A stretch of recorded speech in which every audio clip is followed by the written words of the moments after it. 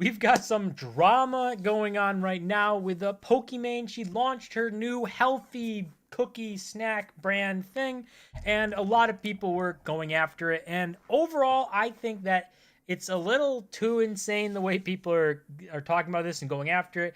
I don't think it's that big a deal. It's a bag of cookies, but it does have some sort of stuff going on, and drama on the internet is always going to happen. We can see from this is her announcement of this, saying it's finally here, introducing my new company, Minya Snacks. Don't know exactly how to say that, but basically a healthy thing. Now, the big problem that people are pointing to kind of make their point is this second post really right here and how it reads, saying this has been 2 years in the making and my heart is so full. My co-founder Darcy has 20 years in the snack industry. We want to do everything right for you guys. The stats feel good, but the taste is even better. So this part is kind of sitting here and saying like they poured their heart and soul into this, 2 years on the grind in their kitchen, putting the ingredients together, finding the perfect formula. And I think that is the main thing that has people feeling a certain type of way about this, because it's kind of saying like you're starting from the bottom and working your way up, when in reality it was more like a white label product. I think Pokimane even admits to that later, but basically a white label product is this right here.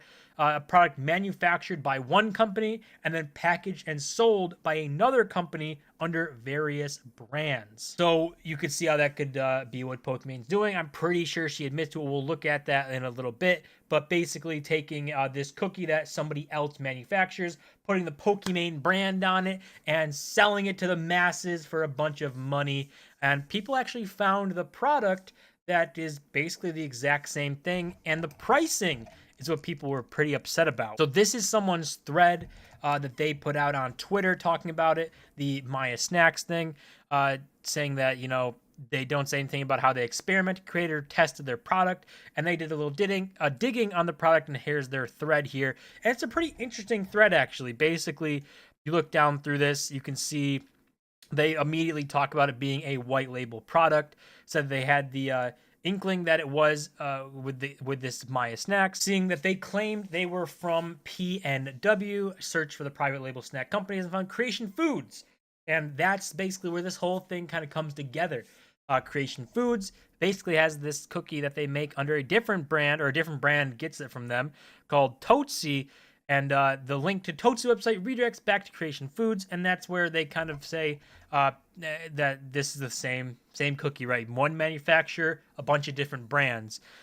This also was spotted at Costco. So if you go back to Pokimane stuff, on her main tweets here, if we scroll down a bit, you can see one of the first replies here is, I didn't know you stole the idea. Wow. And this was the Costco thing, right? This is $9.99 for the bag. Somebody did a comparison that I saw that it was basically triple the price. Like Pokimane's was triple the price of these guys's for based on the serving size and stuff, or the package size.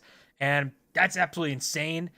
I think that it is crazy to mark up something like that. Obviously, she could get away with it. She's got a bunch of fans that are going to buy it, and that'd make a bunch of money. But if we go back to this thread, you can see even more digging. They go down the ingredients, finding them on these different cookies, which was a bit of a pain, they say, saying there wasn't much out there. The Fitness Pal and Spoonful came in clutch, and that here we can see the nutritional info of CF's cookies versus Maya Snacks, and it matches up nearly identical with one another. And if you look down here again, digging even more, saying the distribution of the nutritional information, the serving size, and even ingredients and their order are the same. So that is basically kind of really confirming that these are the same cookie, just marketed different ways, right? One has Pokimane's brand, one has a generic Toasties brand, whatever that is. And one's a lot cheaper than the other. Pokimane's going to put a markup on there because she can, and that's going to make her the most amount of money. So it is a white labeled product. It appears that way. I don't think that that is a massive, insane thing to say like, oh my God, I can't believe she would do this.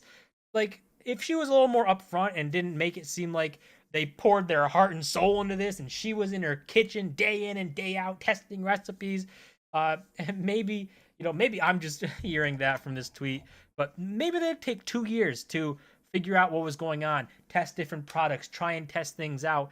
But it's different from doing that than starting from scratch and building something, right? They're both different processes, and one is going to sound better to sell better than the other. And this person ends their thread basically saying that Minus Snacks is possibly just a cash grab attempt, and all they need to do is establish the company, basically the white labeling stuff, and saying that it's possible that it is a cash grab, which I don't know, like, if it's a cash grab, right? I think she probably wants to build out some sort of thing like Mr. Beast has. I don't think Mr. Beast is white label, but I haven't looked into it. Could very well be. But I don't think that she's just trying to do this because, oh, I can make a bunch of money. Even though that's probably a motivator there, I think that she probably wants to build out this kind of snack thing and maybe start white labeling and then build into your own thing. There's a lot of ways to go about this. I don't think it's the end of the world. I don't think it's the worst thing ever that she could do.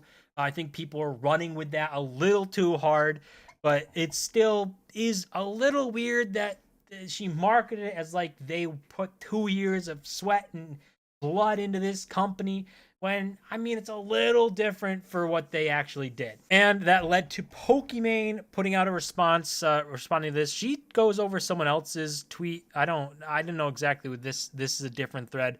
And one thing in this that I think we just got to realize, like, this has been a thing going on for a couple of years.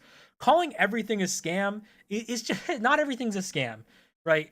So if you think that her repackaging this and selling it for a higher price is a scam, it's not a scam, right? It's overpriced. It might be a bad product and overpriced, but that doesn't make it a scam.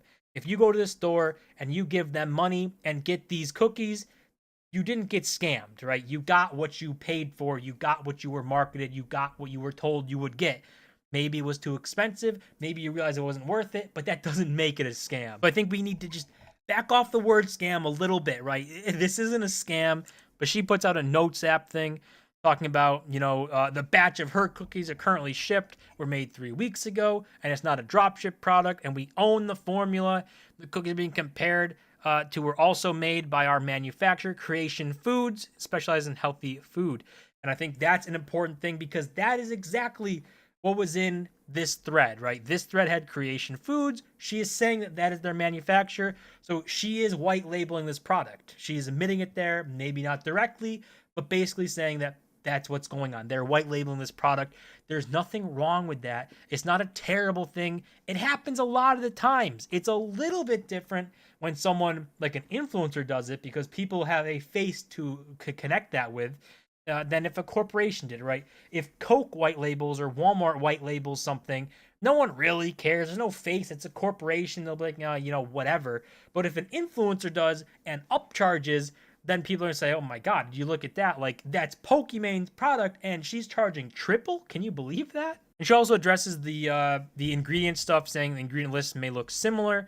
They are entirely different in terms of ingredient quality, quantity, ratio, sourcing, the size, texture, cooking, everything.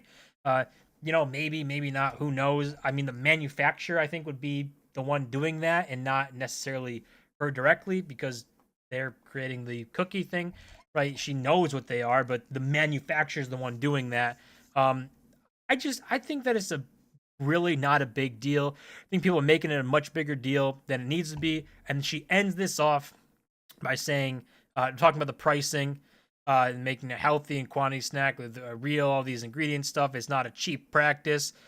She says she doesn't take sponsorships or is mindful of what she promotes and all this. Caps her donations, haven't sold merch in years. Oh my God.